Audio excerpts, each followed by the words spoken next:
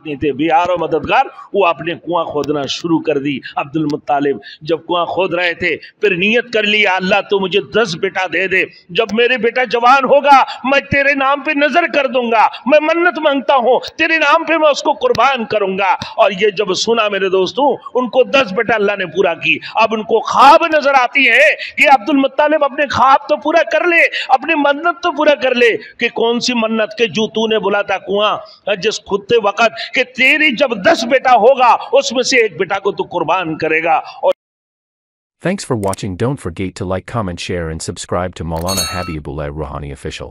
میرے دوستوں کتنی حسین اور خوبصورت وَرَفَعْنَا لَكَ ذِكْرَكَ، اللہ رب العزت نے اپنے رسول کے نام کو کتنی بلند کی ہے، کتنی اونچے کی ہے۔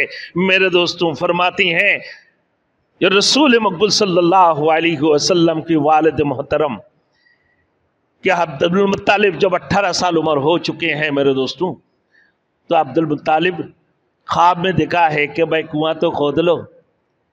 کہ کیا کنواں کھودیں؟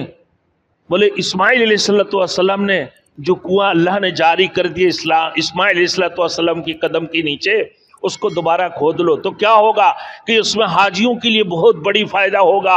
حاجی اپنے پانی پیئیں گے اور اپنے ساتھ میں لے کر پوری دنیا میں یہ آب زمزم کی پانی لے کر پھیل جائیں گے۔ بولے وہ ہے تو کہاں؟ ایک دن سویا تو کہ بھائی یہ ہے، یہی جگہ پر یہ کنواں ہے کہ اس کو کھودو۔ پھر اس کی بعد 2 دفعہ دکھتے ہیں، 3 دفعہ دکھتے ہیں، پھر اس کی یقین ہو جاتی ہے، پھر یقین کی بعد وہ کھودنے لگتے ہیں میرے دوستوں۔ اور اکیلا ان کی بیٹا ایک حارث تھے، اکلوتا بیٹا، وہ ان کی ساتھ دے رہا تھے، باقی کوئی بھی ان کی ساتھ نہیں تھے بیار و مددگار۔ وہ اپنے کنواں کھودنا شروع کر دی۔ عبد المطالب جب کنواں کھود رہے تھے پھر نیت کر لیا اللہ تو مجھے 10 بیٹا دے دے، جب میرے بیٹا جوان ہوگا میں تیرے نام پہ نظر کر دوں گا، میں منت مانگتا ہوں تیرے نام پہ میں اس کو قربان کروں گا۔ اور یہ جب سنا میرے دوستوں، ان کو 10 بیٹا اللہ نے پورا کی۔ اب ان کو خواب نظر آتی ہے کہ عبد المطالب اپنے خواب تو پورا کر لے، اپنی منت تو پورا کر لے، کہ کون سی منت کہ جو تو نے بولا تھا کنواں جس کھدتے وقت کہ تیری جب 10 بیٹا ہوگا اس میں سے ایک بیٹا کو تو قربان کرے گا۔ اور یہ کہا تھا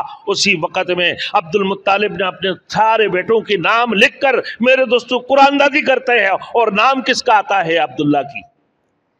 اور وہ چھری لیتے ہیں، اپنے چھپے ہوئے چھری کو لے کر اپنے بہن بھائیوں کی سامنے سے گزارتے ہیں کہ بھائی آج عبداللہ کو قربان کریں گے۔ عبداللہ کو قربان کے لیے لے کے جاتے ہیں۔ ان کی بیٹی کہتے ہیں ابا جان میرے بات تو سن لو، کیا ہے میرے باپ، ذرا یہ تو کر لو۔ بولے کیا ہے؟